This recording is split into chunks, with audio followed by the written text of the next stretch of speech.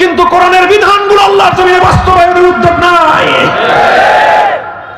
আল্লাহর কোরআনের বিধান বাস্তবায়ন করার কথা বললে এই সমাজ থেকে এক শ্রেণীর মানুষ তার প্রতিপক্ষ হয়ে দাঁড়ায়। এরা কারা?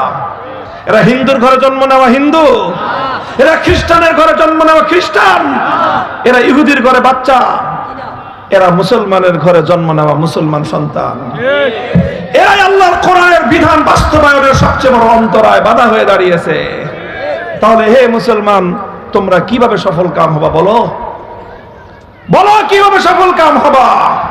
যেই কোরআন নাজিল হয়েছিল দুনিয়াতে তোমাদেরকে সফলতা দেওয়ার জন্য, যেই কোরআন নাজিল হয়েছিল তোমাদের জীবনকে সম্মানিত করার জন্য, বিশ্ব দরবারে তোমাদেরকে মাথা উঁচু করা, সম্মানিত জাতি হিসেবে প্রতিষ্ঠিত করার জন্য, সেই মুসলমানরাই যখন কোরআনের বিরুদ্ধে দাঁড়িয়ে গেলা, ধ্বংস ছাড়া তোমাদের বিকল্প কোন রাস্তা নাই। বলবেন হুজুর উপায় কি? উপায় হলো যেখানে ভুল করেছি সেখান থেকে ঘুরে দাঁড়াতে হবে। কথা বলো ঠিক কিনা? আলহামদুলিল্লাহ, আমার নতুন প্রজন্ম ঘুরে দাঁড়াচ্ছে।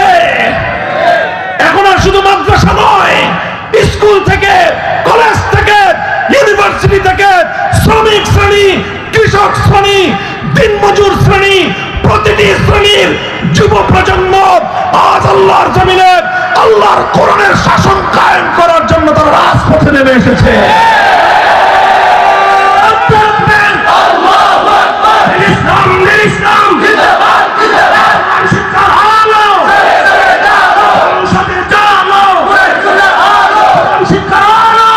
এই জন্য পরিষ্কার আমাদের পেগাম, আমরা যেভাবে কোরআনের তেলাওয়াত করেছি এতদিন, যেভাবে কোরআনের তালিম দিয়েছি এতদিন,